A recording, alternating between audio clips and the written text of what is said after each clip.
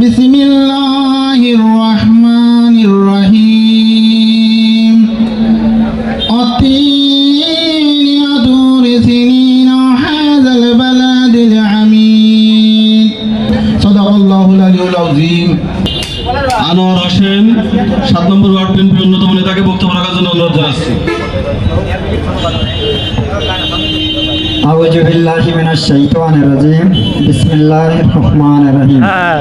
9 নম্বর Barbazar union BNP কর্তৃক আয়োজিত আজকের এই জুলাই গণ অভ্যুত্থানের র্যালি ও আলোচনা সভার সম্মানিত সভাপতি, প্রধান অতিথি, বিশেষ অতিথি সহ প্রত্যেকটা গ্রাম এবং ওয়ার্ড থেকে বিএনপির অঙ্গ সহযোগী সংগঠনের সকল স্তরের নেতা ও কর্মী ভাইয়েরা, সবার প্রতি রইল আমার সালাম, আসসালামু আলাইকুম। আপনারা জানেন, সেহেতু আমি বলতে যাচ্ছি না, তারপরে আমি শুধুমাত্র একটা কথা বলেই শেষ করব।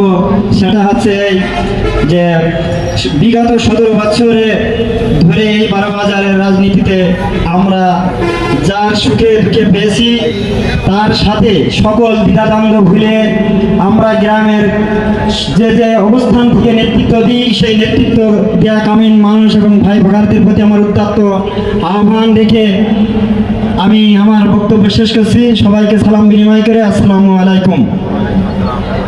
আসন গ্রহণ করার জন্য অনুরোধ জানাচ্ছি। আমরা বিগত 17 বছর এই বারোবাজারের এইরকম স্থানে এইরকম মনোরম পরিবেশে কেউ কি বসতে পেরেছি? আন্দোলন করেছে ধানের শীষের জন্য, সেই ধানের শীষে আমরা ভোট দিতে পারিনি।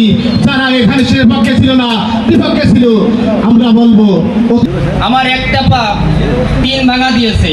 এইটাই এই ইউনিয়নের লোক জানে, আমার উপজেলার লোক জানে, আমার জেলার লোক সবাই জানে। আউযু বিল্লাহি মিনাশ শাইতানির রাজিম। বিসমিল্লাহির রহমানির রহিম। আমরাও চাই আপনি দেশে ফেরেন, আপনার বিচার এই বাংলার মাটিতেই হবে। কিছু ছাত্রলীগ আছে গোপনে গোপনে খুব স্বপ্ন দেখছে, এই স্বপ্ন দেখা ভুলে যান। আমরা কিন্তু মাঠে আছি, মাঠে থাকবো। অসুস্থ অবস্থায় এখনো হসপিটালের বারান্দায় চিকিৎসার জন্য ঘুরছে তাদের নেত্রী দেশনেত্রী বেগম খালেদা জিয়াকে। বিসমিল্লাহির রহমানির রহিম। বাংলাদেশ জাতীয়তাবাদী দল 9 নম্বর বারোবাজার ইউনিয়ন বিএনপি অঙ্গ ও সহযোগী সংগঠনের উদ্যোগে টার্গেট দিয়েছিলেন 2041 সাল। এই 2041 সাল বলার কারণে আওয়ামী লীগের নেতা কর্মীরা এতটা বেপরোয়া হয়েছিল, তারা মনে করছিল এই দেশটা তাদের বাপ দাদার পৈতৃক সম্পত্তি। বিএনপির লোকজনকে, জামাতের লোকজনকে তারা এদেশের নাগরিক, এদেশে আমরা জন্মগ্রহণ করেছি, এটা তারা মনেই করতো না। অত্যন্ত দুঃখ এবং পরিতাপের সাথে বলতে হয়, এই জুলাই আন্দোলনটি বর্তমানে জামাত শিবির তাদের বিটিএম এনসিপি দিয়ে চালানোর চেষ্টা করছে। এই জামাত শিবির তারা এই জুলাইকে তারা কুক্ষিগত করে রাজনীতি করার চেষ্টা করছে। আমি জামাত শিবিরকে হুঁশিয়ারি করে বলতে চাই, যদি তোমরা এই জুলাই আন্দোলনকে কুক্ষিগত করার চেষ্টা করো, এই আমি কালীগঞ্জে বারোবাজার থেকে ঘোষণা করছি, বারোবাজার জামাত শিবিরের চামড়া থাকবে না। একটা অনুষ্ঠানে জামাত শিবিরের সভাপতি সে কিভাবে কি ন্যাক্কারজনকভাবে কি ব্যাপার। আজকের এই আলোচনা সভা থেকে আমি কিছু কথা বলতে চাই। জুলাই কারো বাবার একক সম্পত্তি নাই। শিবিরের কতিপয় নেতৃবৃন্দ জুলাইকে তাদের নিজেদের সম্পত্তি মনে করে। জুলাই আগস্টের আন্দোলনে বাংলাদেশ জাতীয়তাবাদী ছাত্র দল কালীগঞ্জ উপজেলা শাখা জননেতা জনাব হামিদুল ইসলাম হামিদের নেতৃত্বে রাজপথে ছিল। বারোবাজারে প্রথম যে মিছিল হয়, সেই মিছিলে আমি নিজে উপস্থিত ছিলাম এবং কালীগঞ্জে যতগুলো আন্দোলন সংগ্রাম হয়েছে জুলাই কেন্দ্রিক সবগুলো আন্দোলন সংগ্রামে বাংলাদেশ জাতীয়তাবাদী ছাত্র দলের বিভিন্ন পর্যায়ের নেতৃবৃন্দ উপস্থিত ছিল। তারেক রহমান অবিলম্বে যদি এই গণভোট বাস্তবায়ন না করে, তাহলে তারেক রহমান অবৈধ। আউযু বিল্লাহি মিনাশ শাইতানির রাজিম। বিসমিল্লাহির রহমানির রহিম। বিভিন্ন বারোবাজার ইউনিয়নের বিভিন্ন ওয়ার্ডের নেতৃবৃন্দ সবাইকে জানান সালাম, আসসালামু আলাইকুম। প্রিয় উপস্থিতি, নেতৃবৃন্দের মুখ থেকে অনেক কথা শুনলেন। আমি একটা কথা বলতে চাই, আমরা বিশেষ করে এই জুলাই আন্দোলনকে আপনারা অনেকেই দেখেছেন যে এককভাবে কারোর কৃতিত্ব নিতে হলে তার সেই ভূমিকা থাকা দরকার ছিল।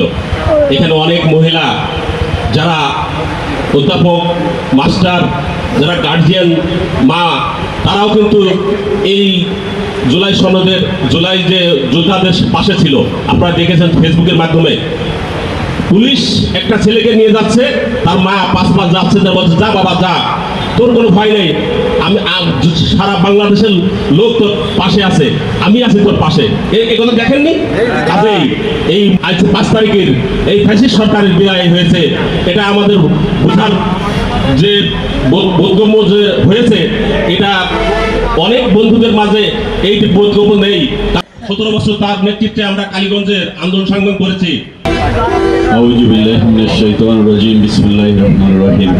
5 আগস্ট ফ্যাসিস্ট সরকারের পতনের 2 বছর পূর্তি উপলক্ষে আজকের এই আলোচনা সভা দোয়া মাহফিলের সম্মানিত সভাপতি, 24-এর গণ আন্দোলনে যারা শহীদ হয়েছেন তাদের রুহের মাগফিরাত কামনা করছি। যারা আহত এবং অসুস্থ, যারা এখনো পর্যন্ত হাসপাতালে আহত অবস্থায় আছেন, তাদের প্রতি গভীর সহানুভূতি জানাই এবং মহান আল্লাহর কাছে তাদের আশু রোগ মুক্তি কামনা করছি। প্রিয় ভাইরা, আপনারা দেখেছেন বিগত 17 বছর আওয়ামী লীগ কখনো দিনের ভোট রাতে করে, কখনো আমিনামি নির্বাচন করে, কখনো বিনা ভোটে রাষ্ট্র ক্ষমতায় অধিষ্ঠিত থেকে সারা দেশে একটা নৈরাজ্যের স্বর্গরাজ্য তৈরি করেছে।